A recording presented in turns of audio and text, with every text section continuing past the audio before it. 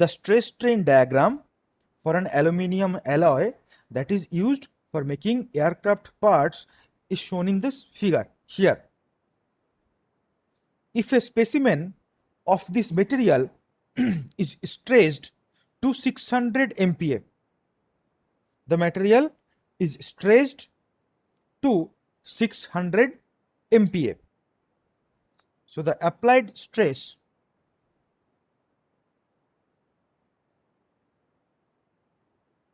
is 600 MPa.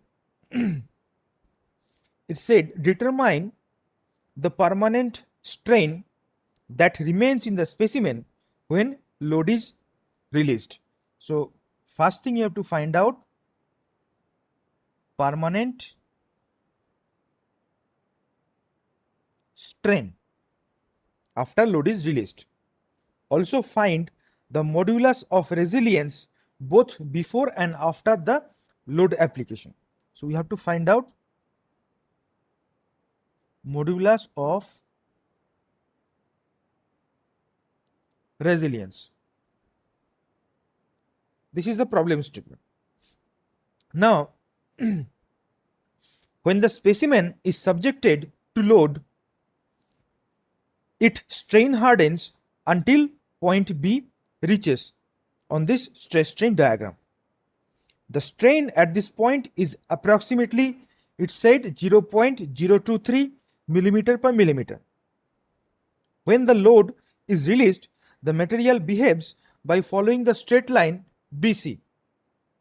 So when stress is removed, the material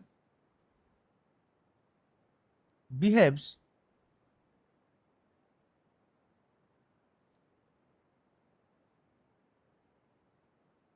following the straight line BC. BC, which is parallel to AO. Since both lines have same slope, this AO and BC are parallel, so having same slope, the strain at point C can be determined analytically, because we can find out the slope of AO, then we can find out the slope of BC, and the slope will be same. When we find out BC, then we can find out we can get the C point. C point can be determined. So the slope of AO is actually the modulus of elasticity. The slope of AO is modulus of elasticity, which is equal to E. Now then E becomes, we have in our hand 450 MPa stress by strain. Strain is 0.006 millimeter per millimeter. So finally we will get 75 GPa. Now the slope AO is equal to slope of BC. So from triangle BCD, which is right angle triangle, and BDC angle is the right angle, so we can say from triangle BC, E, which is slope of BC, is equal to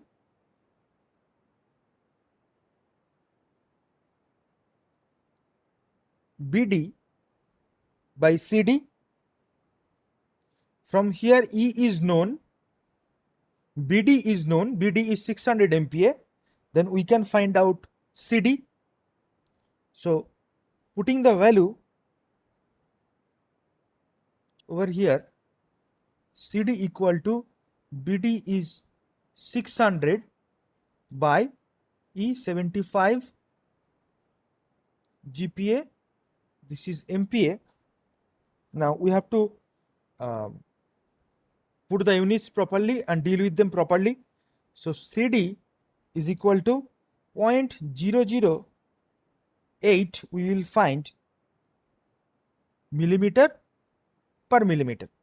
So for 1 millimeter length, the recovered strain will be 0.008 millimeter. So CD, what is CD? CD is recovered strain when this loading of 600 MPa is removed. So the permanent strain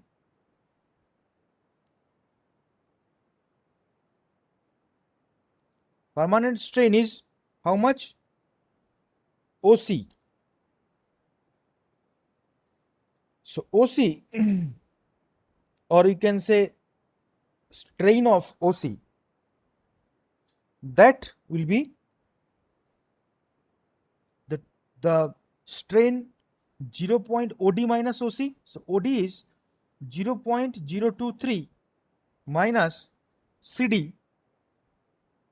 CD is 0.008. So finally we will get 0.0150 millimeter per millimeter. So that means the permanent strain will be 0.0150 millimeter for every millimeter length. So now if the gauge length is 50 mm is given, that means if we remember on stress strain curve, I have told that we use a dog bone type specimen, and the length of the specimen between two holding sections, that is called gauge length. So if the gauge mark on the specimen, or if the length of this um, cylindrical object here, if it is 50 mm, then after load is released, then the change in length will be 0.0150 mm per 1 mm. So for 50 mm, this will be multiplied by 50. So the change in length will be, so the total change in length will be the strain rate into original length. So strain rate is this 0.0150 into the original length, whatever it is. In a specimen, generally it is 50 mm, but with different machines, it may vary. In different region of earth, the specimen length may vary. So if it is taken 50, then we write here 50. If specimen length taken 50 mm, then we can put 50 here. So as a result, we will get, it will be 0.75 millimeter. So after removal of load, new length will be equal to 50 plus 0.75 millimeter. So this was the change in length, permanent deformation. This is the original length.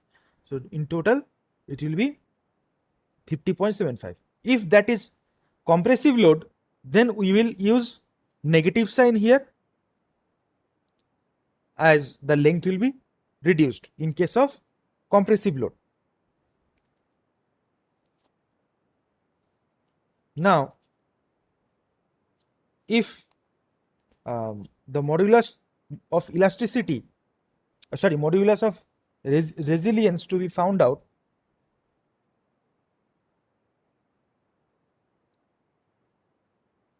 modulus of elasticity have already found out. The modulus of resilience, if you remember the formula, half into sigma square V divided by V, that was the modulus of resilience.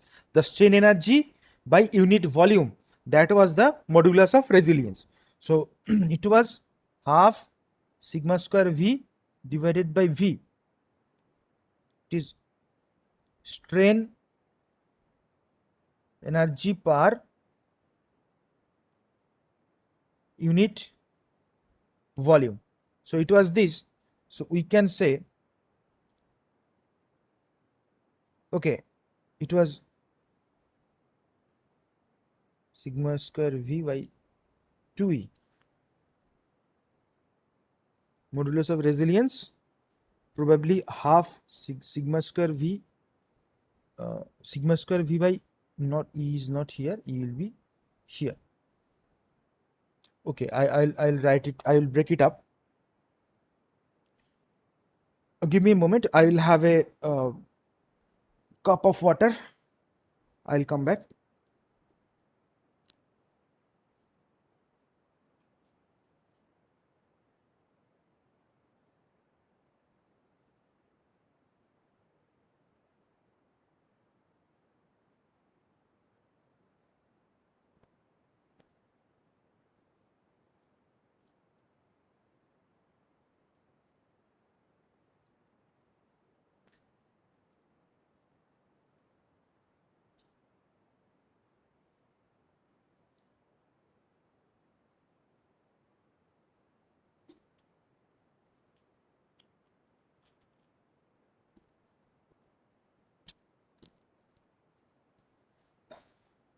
Okay, so strain energy was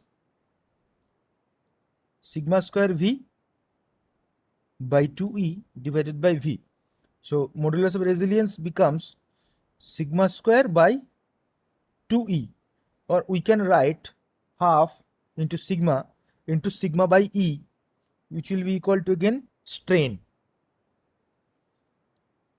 Now when we talk about the modulus of resilience, then it will be strain energy at elastic limit. So all this thing will be at elastic limit. So not actually elastic limit, it will be at proportional limit. So whatever, if you can remember the stress strain curve we have discussed earlier, let me see if we can find, it will be much helpful.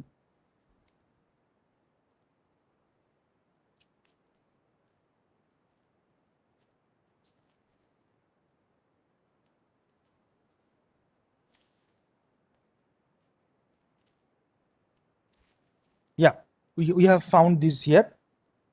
As you can see, this stress strain curve is like this.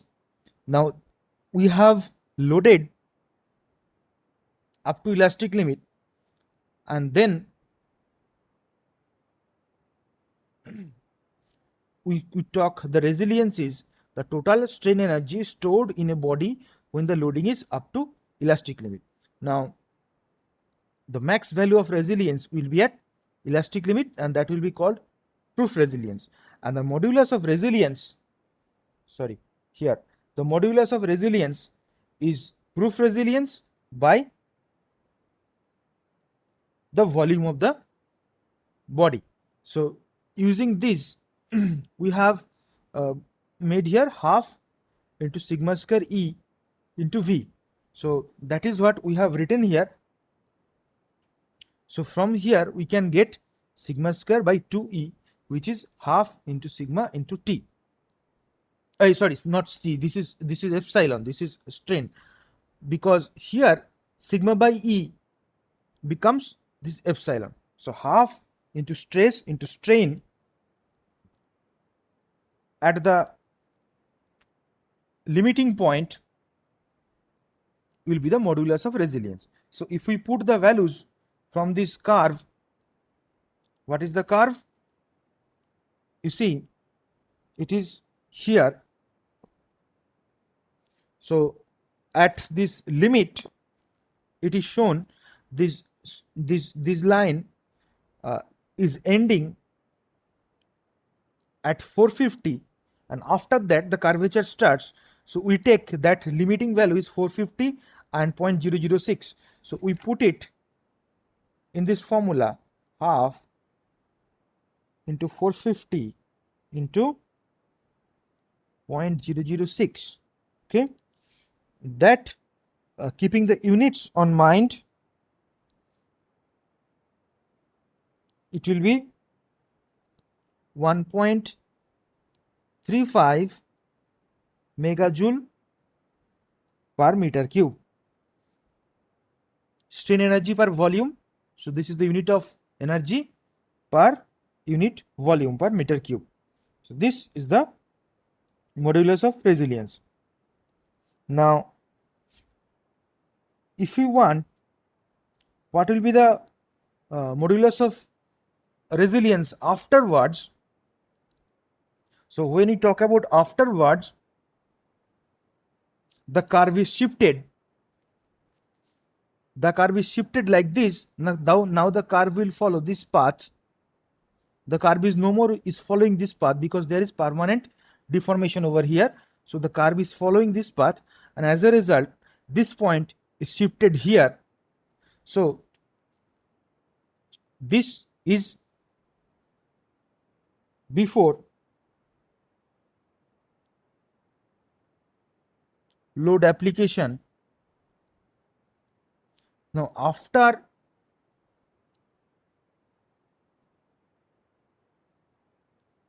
load application, the curve is shifted. So we can say it will be half into this value will be 600 and this epsilon value will be 0.023. So putting this value, it will be 2.4 megajoule per meter cube. Why this is megajoule? Because this is in megapascal. That's why it is in megajoule. So is there any question?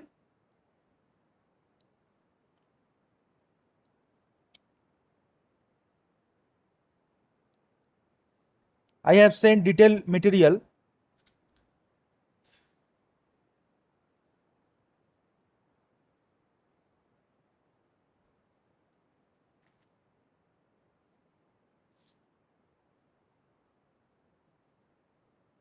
Because this B is beyond elastic limit. Initially, when we cross A, then the material does not come back to O.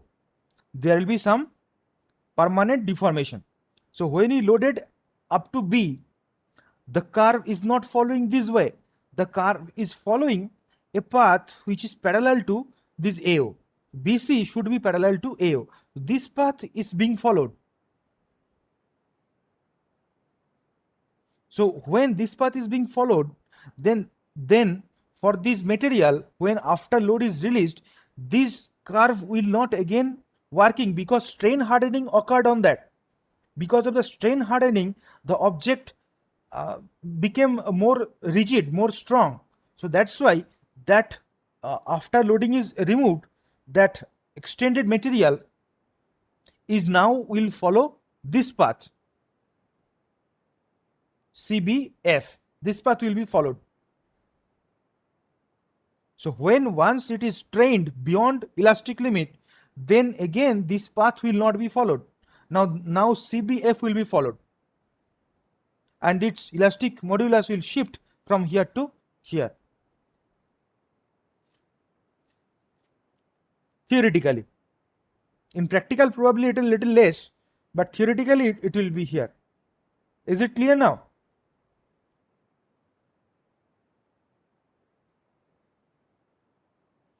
once you load it beyond elastic limit, the property of the material will change.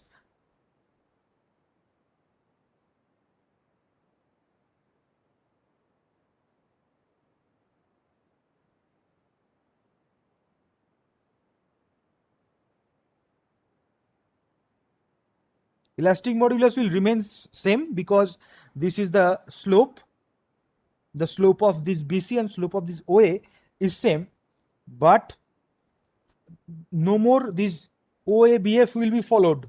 Now CBF will be followed. Is it clear now?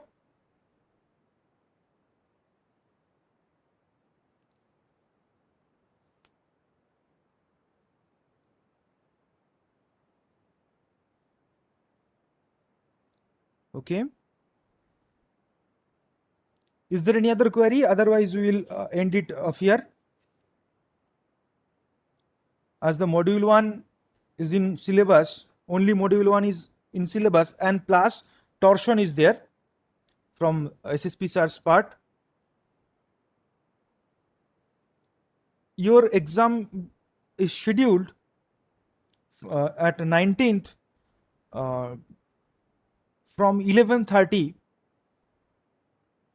At that time, the question will be launched in this Google Classroom. In your Google Classroom, you will get that question in form of assignment. You will look at that question, and within 12:30 you have to submit.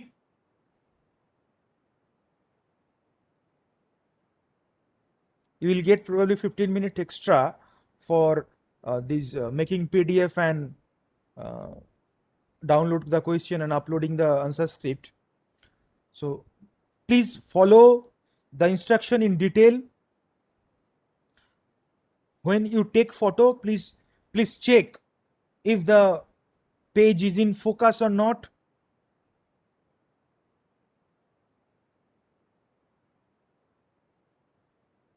Okay, so is the problem clear to you?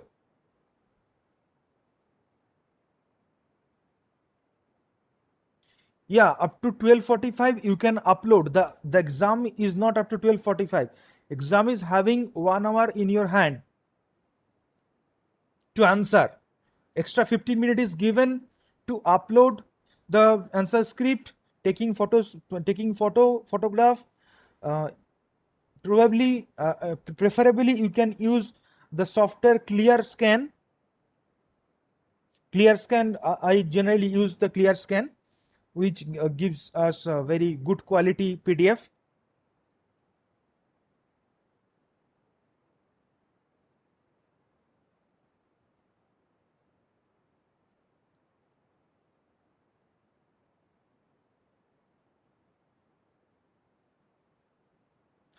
Yeah, of course. All derivations and theoreticals and numericals, anything may count. The format is just like the other exams, like 10 marks of MCQ, 10 marks of from one question, 10 marks is for other question.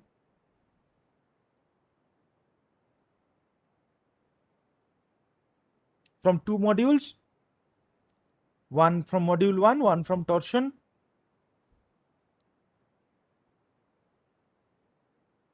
Okay, then we will end up here today. Wishing you very good luck on the examination.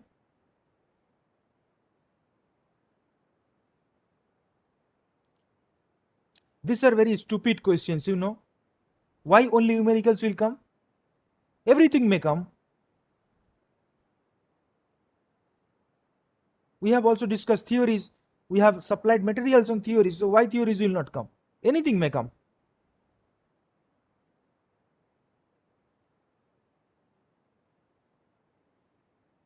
Okay, then we will stop here today.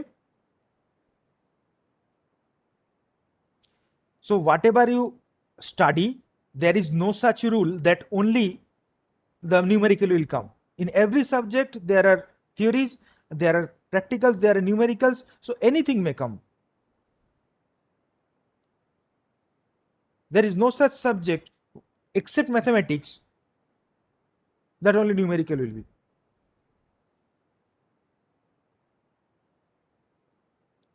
Okay, we'll stop here.